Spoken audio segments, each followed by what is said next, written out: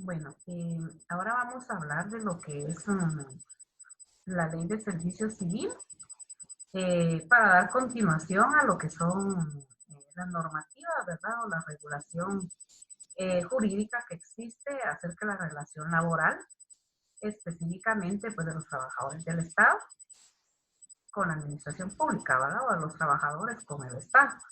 Entonces, dentro de lo que es esta ley de servicio civil, pues vamos a encontrar que es una ley específicamente que va a reunir ciertos principios, ¿verdad? Más que todo de tipo laborales y que van a beneficiar a ciertos sectores de los trabajadores.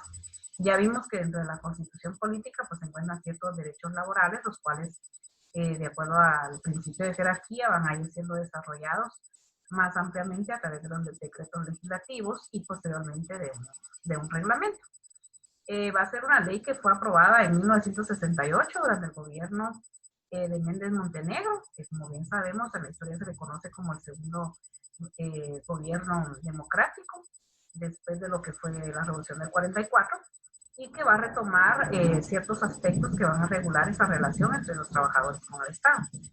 Y lo que se buscaba pues era mejorar la relación, ¿verdad?, entre la administración pública y sus trabajadores. Va a entrar en vigencia en el año 1969.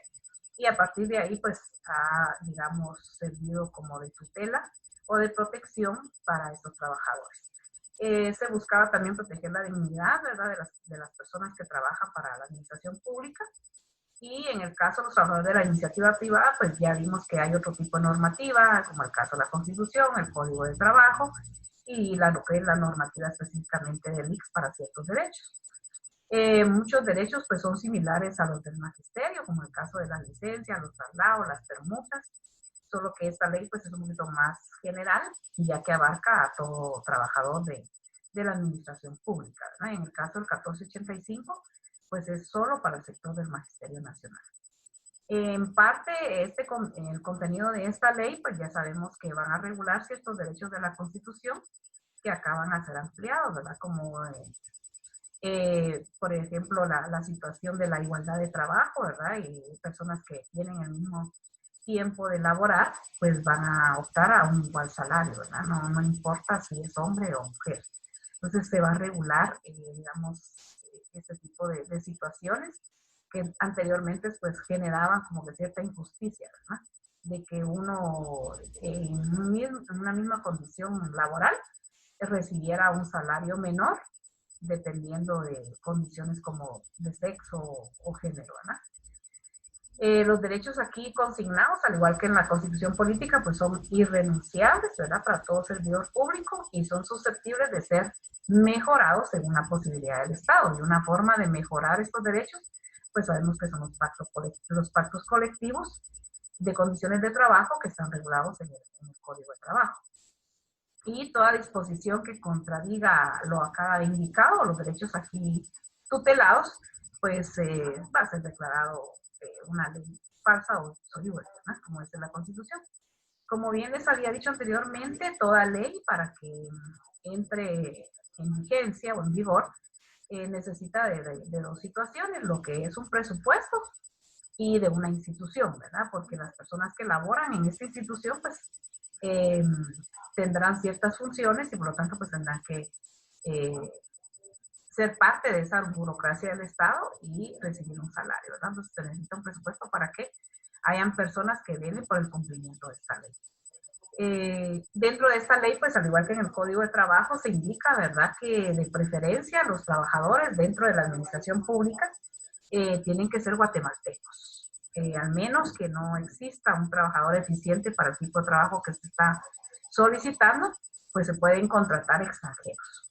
La selección del personal, como bien lo dice acá la ley, va a ser por oposición, concursos de oposición, que más que todo en el nivel de primaria, a nivel de educación, se da mucho eso, bien a través de un examen y anteriormente pues era a través de nombramientos, se utilizaba más lo de nombramientos. Entonces las personas entregaban un expediente y había un área específica en donde se entregaban esos expedientes por parte de las instituciones y se nombraban, ¿verdad?, a estas personas de acuerdo a la nota que obtenían en cuanto a la evaluación del expediente de la persona. Y estas personas pues pasaban a ser parte de lo que se le denominaba renglón 011.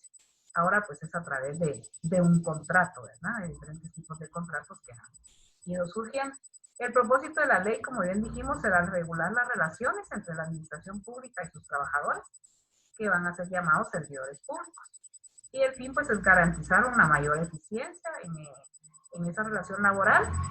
De cierta forma, pues, asegurar justicia, ¿verdad?, estimular el trabajo y establecer, de cierta forma, un sistema normativo ya más específico para la administración pública, ¿verdad? Van a haber ciertos conceptos para poder comprender los grupos que elaboran dentro de la administración pública, como por ejemplo el caso de que es un servidor público que va a ser la persona que va a optar o va a ocupar un puesto, ya sea a través de un nombramiento o a través de un contrato, ¿verdad? En el caso del funcionario público, pues va a ser la persona que va a estar menos tiempo dentro de la administración pública, porque el puesto que va a optar va a ser a través de un proceso eleccionario. En el caso del presidente, vicepresidente, diputados y alcaldes que son electos, ¿verdad? En cambio, el servidor público, pues ya sea por contrato o por nombramiento, va a durar más dentro de este proceso de relación con el Estado. Como dijimos, pues se tiene preferencia porque los empleos públicos sean para ciudadanos guatemaltecos, y en el caso de que sea un extranjero el que opte a esta situación, pues la Oficina de Servicio Civil tiene que emitir una resolución, ¿verdad?, en donde se acepta esa especialidad para ese trabajo o esta persona. También hay ciertos conceptos que es importante poderlos comprender, como en el caso de lo que es pensión, jubilación y Montepío, ¿verdad?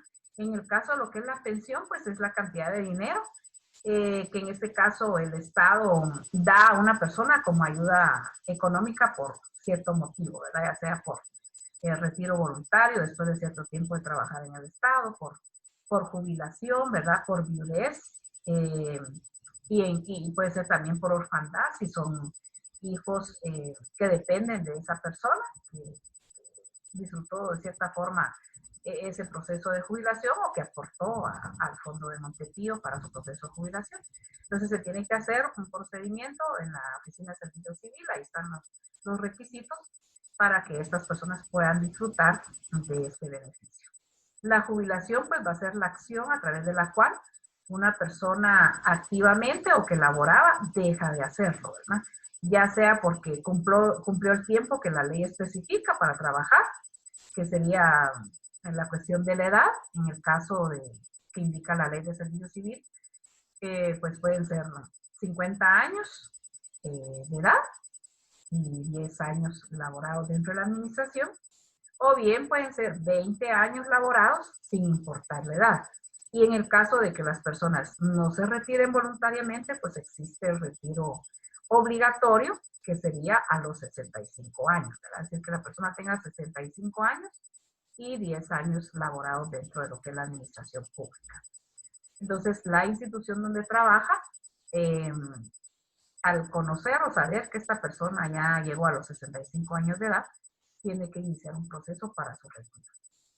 Bueno, y el Montepío, que es el fondo o depósito de dinero creado en el Estado, ¿verdad?, específicamente en lo que es el Ministerio de Finanzas, en un área que se llama clases pasivas, son los que realizan ese tipo de descuento, y que a partir de que la persona se jubila, pues empieza a proporcionar esas pensiones por jubilación o bien por orfandad o por viudez, según sea el caso, ¿no?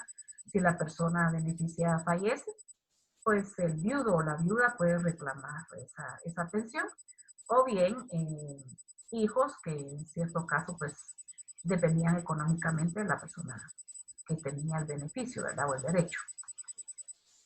También habla de permutas y traslados, igual que en el 1485, pues indica que tienen que ser puestos iguales y acordados por la autoridad nominadora. En este caso tendría que ser la institución que asigne la Oficina de Servicio Civil. Los traslados, que también puede ser por solicitud del interesado, algún tipo de deficiencia o incapacidad que tenga para el desempeño de su puesto, entonces puede solicitar un traslado a un lugar más adecuado o más cercano o más accesible, ¿verdad?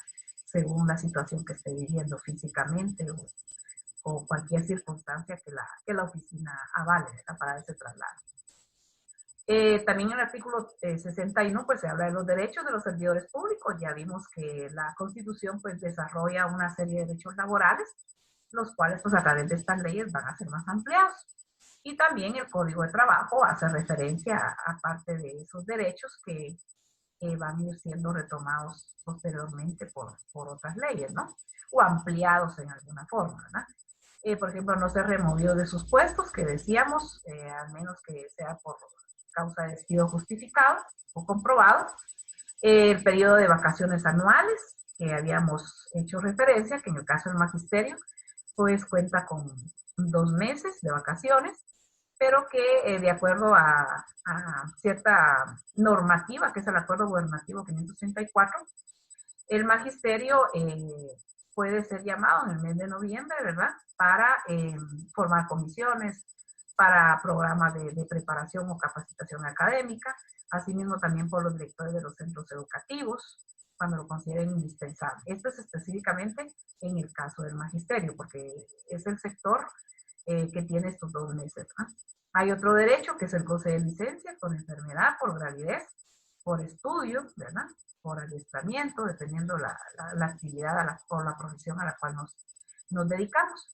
Continuando con los derechos, pues decíamos lo de la inamovilidad,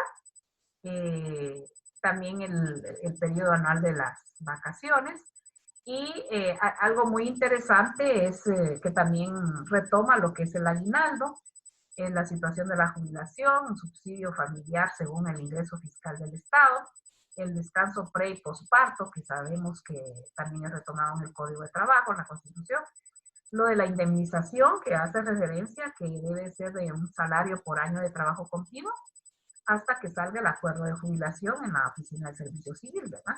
Y da un máximo de 4 meses. Y que todos estos derechos pues prescriben en un máximo de 3 meses si uno no hace uso de ellos, ¿no?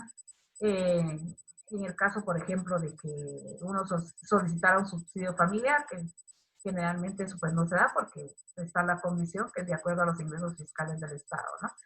Y uno inicia ese proceso, en el caso de la jubilación, uno lo inicia y no le da seguimiento, pues entonces prescribe en 3 meses ese derecho, ¿verdad? Se pierde el derecho. Entonces se debe tener mucho cuidado también en los plazos que las leyes indican para hacer el ejercicio de ese derecho.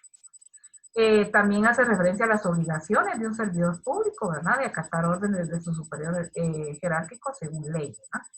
Si esa orden contradice alguna ley, uno no está obligado a cumplirla, ¿verdad? Desempeñar con eficiencia sus obligaciones, desempeñar su trabajo con dignidad y respeto a los jefes, compañeros o subalternos de este jefe, cuidar de su apariencia, trabajar con prontitud, eficiencia e imparcialidad, y hace referencia a asistir con puntualidad a sus labores, ¿verdad? Es decir, no dice específicamente media hora antes, 15 minutos antes, como decíamos anteriormente, es más que todo una cuestión de valores, ¿verdad? El hecho de llegar unos minutos antes de la hora de nuestro ingreso, ¿no? Para tener todo preparado en nuestra área de trabajo y empezar con puntualidad. Evitar actos que riñan con la ley, con la moral y con las buenas costumbres, ¿verdad? No son obligaciones. Y aparte, pues son prohibiciones, ¿verdad? Dice no usar la autoridad oficial para obligar a subalternos a dedicarse a actividades políticas o a favor o en contra del partido alguno, ¿verdad? Es decir, las instituciones del Estado son apolíticas, ¿no? Fuera de sus funciones laborales, pues, se puede formar parte de un grupo X, ¿no? Solicitar regalos a subalternos o particulares para retardar o realizar con mayor esmero sus funciones.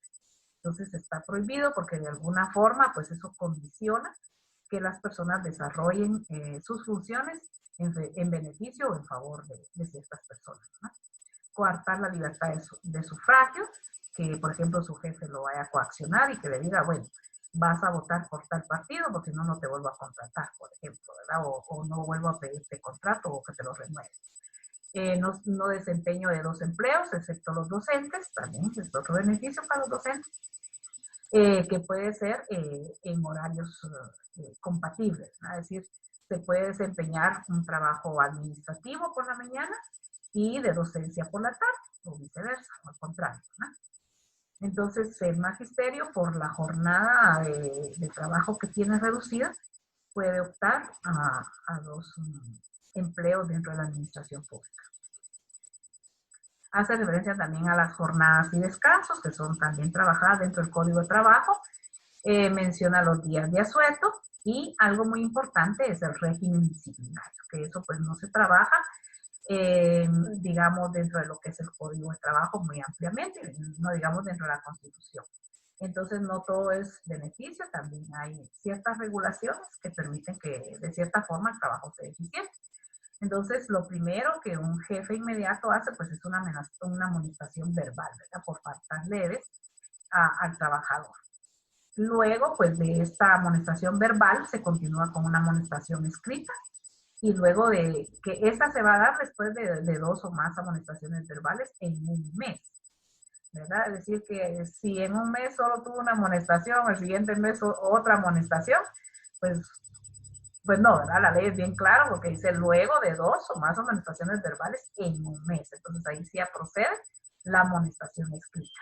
Y otros casos según el reglamento de la ley de servicios cívicos. Esta ley ahí tiene su reglamento que amplía un poquito más este aspecto. Y la tercera situación disciplinaria pues sería la suspensión laboral, ¿verdad? Es decir, ya se habló con la persona, reincide, ya tiene una amonestación escrita, es reincide, entonces ya procede la suspensión laboral, que es sin goce de salario, 30 días en un año, es decir, se pierde un mes de salario, ¿verdad?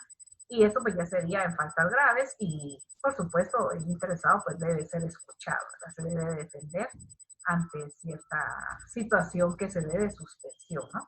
Eso ya se hace a nivel, en el caso de los maestros, pues de una dirección departamental.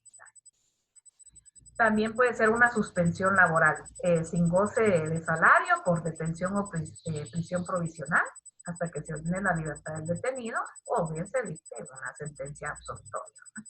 Entonces puede haber esa suspensión en estos casos, digamos, que la ley determina. Hay un artículo 85 que hace referencia al Magisterio Nacional y bueno, es bien claro, ¿verdad? Que las relaciones del Estado con el Magisterio pues van a estar reguladas por el 1485 y que esta ley solo va a servir de complemento, ¿sí? Entonces la ley de servicio civil dice se aplicará de forma supletoria. Todos los derechos de esta ley prescriben en 3 meses, como ya vimos. También hay un derecho post-mortem en el artículo 93, que es el pago de los servicios funerarios de un servidor público, ¿verdad? Ya sea en ejercicio o que esté retirado. De hijos menores que tengan problemas físicos, del esposo, del padre, que dependa de esta persona. Entonces el Estado le va a brindar 5 salarios y esto se va a dar en caso de que ese pago pues no se realice en el caso del IX, ¿no? En el IX pues hay cierto procedimiento también para solicitarlo en cualquiera de las dos opciones, ¿verdad? Pero solo puede ser en una de las dos, ya sea en la oficina de servicio civil o bien a través del IX. Y dice, puede ser una suma de 2,000 o monto de los 2 últimos salarios devengados por el causante. Entonces esa es la cantidad que se puede solicitar como un pago post-mortem de una persona que trabaja dentro del Estado, ¿no? También esta ley tiene un reglamento y este va a ser el Acuerdo Gubernativo 1898. Entonces, como vimos, la ley va a ser aprobada o creada dentro del organismo legislativo en 1968 y el reglamento va a ser creado 30 años después, ¿verdad? ¿Por qué razón? Porque en un momento dado, ya cuando las instituciones ponen en práctica estas normas, pues van a ir surgiendo nuevas situaciones que no están reguladas dentro de los artículos de la ley. Entonces se hace necesario ampliar o aclarar ciertos artículos, entonces ahí ya se crea un reglamento. Por ejemplo, el artículo 52 dice no acumulación de vacaciones, que también lo menciona el Código de Trabajo. El artículo 60 que habla de las licencias con goce de salario, que va a ser el caso del fallecimiento del esposo, de un hijo, de padres, ¿verdad? Y que estas licencias pues van a ser 5 días hábiles y si es por un hermano pues van a ser 3 días. En el caso de un matrimonio pues van a ser 5 días y en el caso del cumpleaños pues va a ser el día del cumpleaños, ¿verdad? Estos derechos pues, pueden ser mejorados a través de un pacto colectivo de condiciones de trabajo. También hay una licencia del día de nacimiento de los hijos, ¿verdad? 2 días para el caso del papá. En el caso de la mamá, pues ya sabemos que hay cierto espacio de descanso avalado por el ICS. También hay licencia o permiso en el caso de una situación de autoridad judicial. Y ahí pues se indica el tiempo necesario, pues sabemos que los procesos dentro de un juzgado pues es bastante lento, ¿verdad? Algo muy importante, la asistencia al ICS, ¿verdad? Aquí es bien claro en decir el tiempo indispensable. Lo único que se tiene que hacer es presentar una constancia de ingreso y egreso de la consulta realizada, ¿sí? No dice nada de que tiene que ser la jornada contraria, porque por lógica, como les decía, uno adquiere el derecho dentro de su jornada laboral. Es posible que en el caso del magisterio, que es el ejemplo que tenemos más cercano porque ejercemos la educación o la docencia, pues trabajemos en ambas jornadas, ¿verdad? Entonces tendría que ser en donde más cantidad de dinero nos descuentan del ICS. También habla de licencia por estudios, con o sin salario, ¿no? A través de la solicitud ahí indica. Generalmente, pues uno lo solicita con salario, ¿no? De 8 horas semanales, ya sea para realización de EPS, de clínicas, ¿verdad? De laboratorios o alguna actividad académica extraordinaria. El requisito a la hora de que la institución a donde uno lo solicita lo apruebe, pues es presentar constancia de esa actividad a la que uno solicitó esa licencia de permiso, ¿no? Entonces, podemos ver cómo es una ley que a pesar de que es para todos los servidores públicos, pues también abarca lo que es el magisterio o la docencia, porque encontramos pues que la gran mayoría de docentes que ejercen es dentro de la administración pública, ¿verdad? Aunque actualmente los procesos de educación privada pues se han ampliado, también estos maestros pues son protegidos de alguna forma por lo que es el Código de Trabajo y la Constitución Política. Y en el 1485 pues no se hace referencia al sector privado, pero de cierta forma sí el proceso escalafonario es retomado a la hora de ingresar a la administración pública. Es decir, la evaluación anual que un docente tiene dentro de un colegio a través de la hoja de calificación que se realiza anual de su actividad o desenvolvimiento laboral, le puede servir a la hora de ingresar a la administración pública. Entonces, hasta ahí sería lo que es la ley de servicio civil, que es tan importante para la regulación de la relación entre los trabajadores o servidores públicos y el Estado.